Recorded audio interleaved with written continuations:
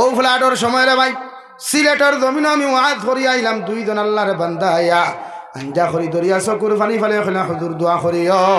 ও ফ্লাডর সময় আমার খলিঞ্জার টুকরা মা জননী মারা গেনা, গোটা সিলেটের জমিন দাফন করার মতো কোনো জায়গা পাইলাম না। খাবনের খাবন দিবেষ্টন করিয়া সাদা একটা হাগদর মধ্যে লেটে হাগো দোকান বুকুর মধ্যে ইলাস্টিক মারিয়া আমি মানুষরে হইয়া দিলাম, ও দুনিয়ার মানুষ, বাংলাদেশের মানুষ, আমার মার লাশটা যখন ফাড়ির মধ্যে বাসি বাসি যাইব, যদি তোমরার চকুর সামনে পড়ে যায়, আমি একজন পরিস্থিতি শিকার মানুষ, বানবাসী মানুষ, আমার মারে কবর দেওয়ার মতো কোনো জায়গা না থাকায় আমার মার লাশটারে কাগজ দিবেষ্টন করিয়া ফানির মধ্যে বাসাইয়া দিলাম।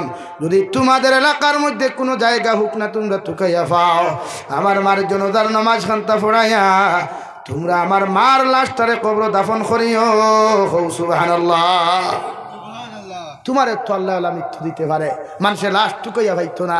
তোমারও তো আল্লাহ মারতে পারে, মানুষে তোমার হাড্ডি গুড্ডি টুকাইয়া ভাইতো না। ও আজ থেকে এক সপ্তাহ আগর ঘটনা, ও আমার দলালপুরের 3টা যুবক মারা গেল রে ভাই। মা হাজারি খরি খানদের এগুর মুখ নাই, এগুর হাত টুকাইয়া ভাইছই না, আর এগুর গোটা মাথা গোটা পর্যন্ত টুকাইয়া ভাইলা না। একটা বার্তা খবরে বড় জুড়াই মুসলমান, নিজের খলিঞ্জার টুকরা ভাই, নিজের খলিঞ্জার টুকরা ফুয়াটারে শেষ সময় খানো দেখার লাগি মুখ কান্তা পর্যন্ত দেখার সৌভাগ্য হইল না। এর চাইতে কষ্ট কি আর দুনিয়ার জমিন হইতে পারে? ঠিক কিনা? তো তোমারও তো আল্লাহ মারতে পারে, তোমারও তো আল্লাহ ফেকো না দাফন করাইতে পারে।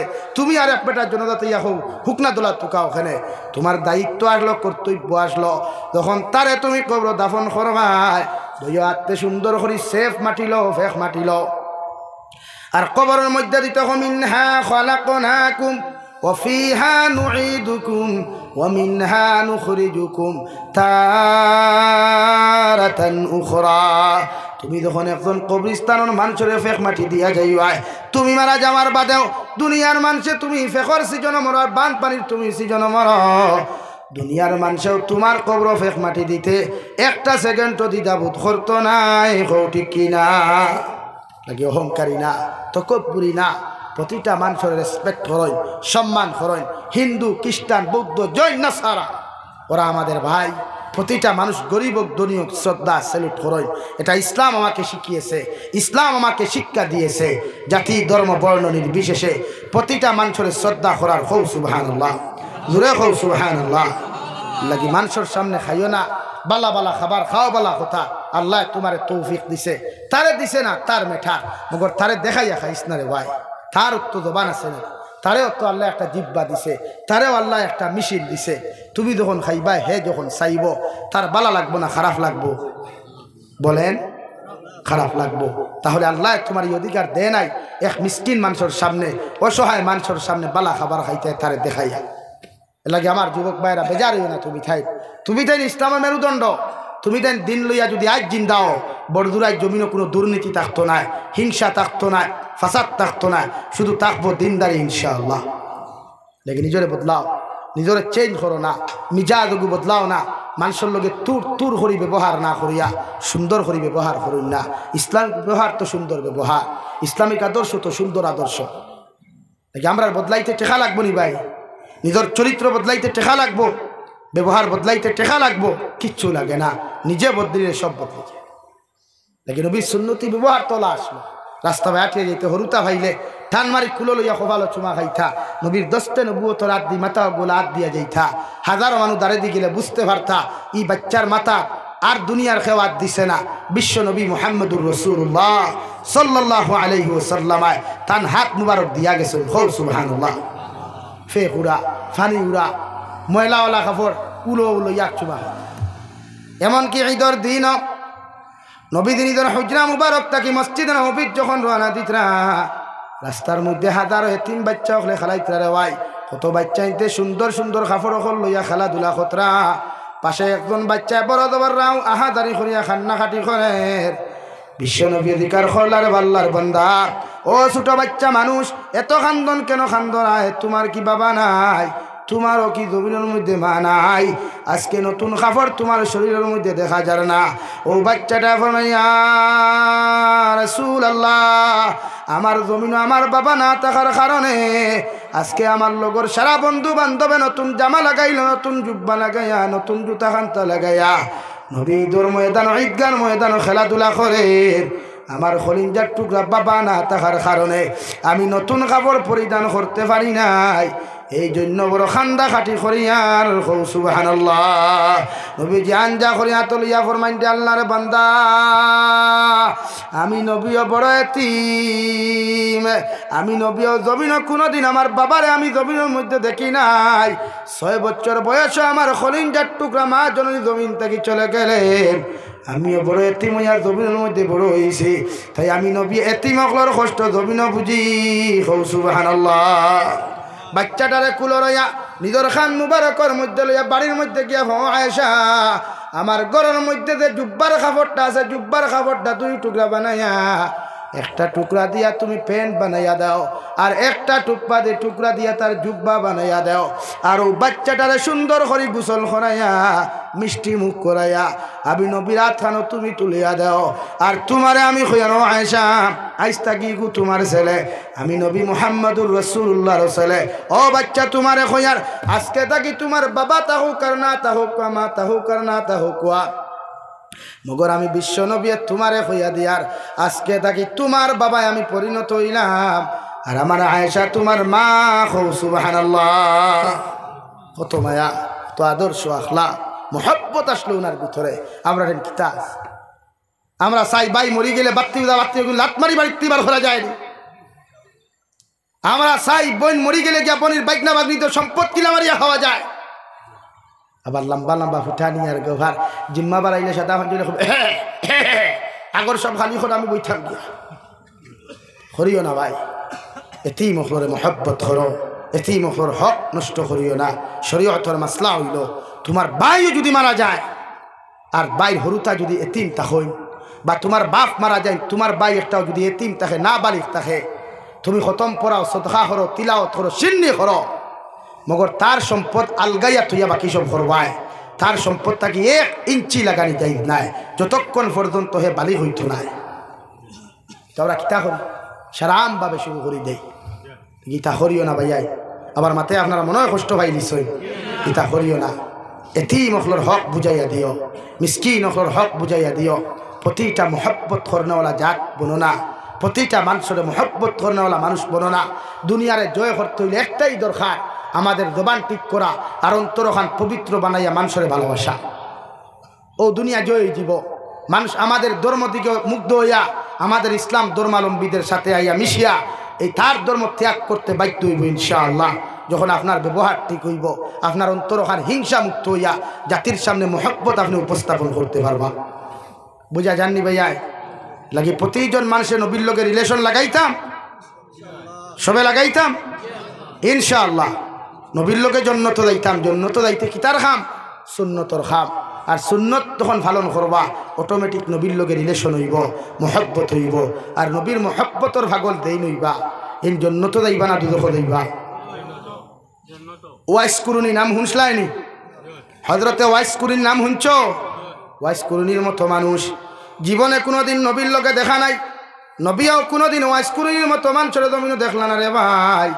বিশ্বনবী দুনিয়ার জমিন থেকে যাইতে সময় হযরতে ওমর ইবনুল খাত্তাব আর হযরতে আবু বকর সিদ্দিক রাদিয়াল্লাহু তাআলা আনহুরে ডাক মারিয়া নিয়া নবীদের জুব্বা মুবারক ও গুমাতর মধ্যে লইয়া রে ভাই ও দুই সাহাবীরে ফলান, ও সাহাবায়ে কেরাম হল, আমি নবী জমিন থেকে যাইমু গিয়া মগর আমার জুব্বা মুবারকটা আমার একটা আশিকার পাগল তোমরা ভাই ভাই যার নাম ওয়াইস কুরুনি, ও তারে তোমরা সমঝাইয়া দিও।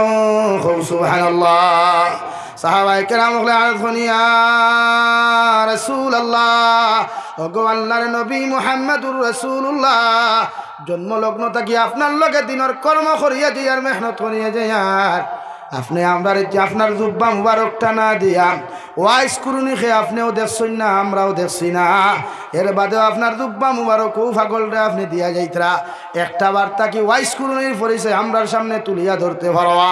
বিশ্বনবী ফরমাইন দেওয়া আবু বকর আর উমর, যখন তোমরা জুব্বা লইয়া যাইবাই আমার ওয়াইস কুরুনির দিকে তাকাইয়া তোমরা আমি নবীর লগে আমার ওয়াইস কুরুনির কত পাগল আসলো ওখান দেখিয়া অনুভব করতে পারবাই সুবহানাল্লাহ। নবীজি ইন্তেকাল জমিনের মধ্যে হইলা রে ভাই, জমিন তাকে বিদায় নিয়ে গেলেন। নবীর সব কিছু শেষ হওয়ার লগে লগে যখন সাহাবায়ে কেরাম হল জঙ্গলের দিকে তাকাইলা, আটিয়া যাইতে যাইতে গিয়ে একটা রাখাল বেটারে ফাইলা, পাওয়ার লগে লগে জিকার করো, ও আল্লাহর বান্দা, ই এলাকার মধ্যে ওলা চুলালা ওলা চেহারা ওলা দাড়িওয়ালা কোনো মানুষকে তুমি দেখছো? ই রাখাল বেটা কইল, ও দুনিয়ার মানুষকে তোমরা চিনি না, মগর ওলা একজন মানুষ হৌদে দুফরি দেখলা, দুফরির থাকি সকালে বার হয়, বিকালবেলা গরু ঢুকে, আর 24টা ঘন্টা দেখি চকুর থাকি পানি জোর জোরাইয়া ফরিয়া দাড়ি ভিজিয়া জমিন পর্যন্ত ভিজিয়া যায়। ও সামান্য আগে গরুর মধ্যে ঢুকছইন, ও গরুর মধ্যে গেলে তোমরা দেখতে পারবাই। সুবহানাল্লাহ। মাগরিবের সময় হইল রে ভাই, ওয়াইস কুরুনির হুজরার মধ্যে ঢুকলাম, নেরার জুফরি খাজুরের ডালর জুফরির মধ্যে যখন প্রবেশ করলা, প্রবেশ করিয়া দুইও সাহাবিয়ে দেখলা রে ভাই, হযরতে ওয়াইস কুরুনির নামাজ পড়া, নামাজ শেষ করিয়া সালাম পিরানির লগে লগে দুইজন সাহাবী সালাম দিতেও হযরতে ওয়াইস কুরুনি বলেন, ওয়া আলাইকুমুস সালাম, ও আল্লাহর নবীর সাহাবী আবু বকর, ও আল্লাহর নবীর সাহাবী উমর, আমি আমার ঘর তুমি দেন তো শিবাঞ্চ, আমি বড় খুশি হইলাম। সুবহানাল্লাহ। হযরতে আবু বকর স্টেঞ্জ হয়ে গেলেন, আশ্চর্য হয়ে গেলেন, ওমরে ফারুক স্টেঞ্জ হয়ে গেলেন, আহারে জীবনে কোনোদিন এনেও দেখলাম না, উনি আমাদেরকে দেখলেন না, এরপর আমাদের নাম কিভাবে জানলেন, আমাদের পরিচয় কিভাবে জানলেন, আমরাও বাতান করে জুব্বা লইয়া মুইটা জানলা কেমনে? হযরতে আবু বকরে জিকার করলা, রে বাবাই আপনার নাম কি? ওয়াইস কুরুনি। বলে হা, আমি জবাব দিছি, এর থেকে কি আপনারা বুঝতে পারেন নাই? তাহলে ওয়াইস কুরুনি ভাই, জীবনে আপনি আমারে দেখলেন, আমরাও আপনারে দেখলাম না, এরপরেও আপনি আমরা নাম খান্তা কেমনে জানলা? হযরতে ওয়াইস কুরুনি ফরমাইন্ডে সাহাবায়ে কেরাম হল, গতকাল বিশ্বনবী মুহাম্মদুর রাসূলুল্লাহ সাল্লাল্লাহু আলাইহি ওয়াসাল্লাম আমার হুজরা মুবারক খবর মধ্যে আয়া তোমাদের ফটো সহ নাম সহ আমার কাছে নবীজি হইয়া গেছেন, ওনার জুব্বা মুবারক তোমরা আমারে দিয়া যাইবাই। সুবহানাল্লাহ। সাহাবায়ে কেরাম দুইজনে কইলা, রে ওয়াইস কুরুনি ভাই, এতদিন দেখি নবীর লগে জঙ্গে উহুদ গেলাম, জঙ্গে বদর গেলাম, জঙ্গে খন্দক গেলাম, এত কষ্টর পরেও কোনোদিন নবীর জুব্বা মুবারক আমরা পাইলাম না। কি এমন আমল করলাই, কি এমন জবিন কর্ম করলা বিশ্ব নবী খুশি হইয়া দুনিয়ার কোন সাহাবীরে জুব্বা মুবারক কান্তা না দিয়া তোমার মতো ওয়াইস কুরুনি তো জুব্বা দিয়া গেলা? হযরতে ওয়াইস কুরুনি সাহাবায়ে কেরাম হল বাঙ্গিয়া সারা খাওয়া সম্ভব হইতো নাই, মগর আমার দুইটা মুখের দিকে তোমরা তাকাও, 32টা দাঁতর মধ্যে একটা দাঁত আমার মুখ নাই। সুবহানাল্লাহ। হযরতে আবু বকরে জিকার করলা, রে বাবাই তোমার মুখের মধ্যে দেখি একটা দাঁত নাই, জায়গাগুলা কালো হয়ে গেছে, ফুলা ফুলা দেখা যায়, কারণ কিতা? ও ওয়াইস কুরুনি ফরমান সাহাবায়ে কেরাম হল, যেই দিন আমি ওয়াইস কুরুনি বললাম জঙ্গে উহুদের ময়দানে বিশ্ব নবী মুহাম্মদুর রাসূলুল্লাহ সাল্লাল্লাহু আলাইহি ওয়াসাল্লামের দান্দান মুবারক শহীদ করছেন বেঈমান হলে, ও দিন আমি ওয়াইস কুরুনি একটা মারতুল লইয়া সর্বপ্রথম সামনের 2টা দাঁত বাইরে বাইরে ভাঙ্গিলাম। বিশ্বাস করে আবু বকর, যেই মাত্র নিজের হাতে নিজের দাঁতর মধ্যে বাড়ি মারলাম, বোঝা গেছে কোন মানুষে যেন আমার মাথার উপরে আসমানটা ডালিয়া দিছে, মুখটা কি গোল গোলাইয়া রক্ত বাহির হওয়া শুরু করলো।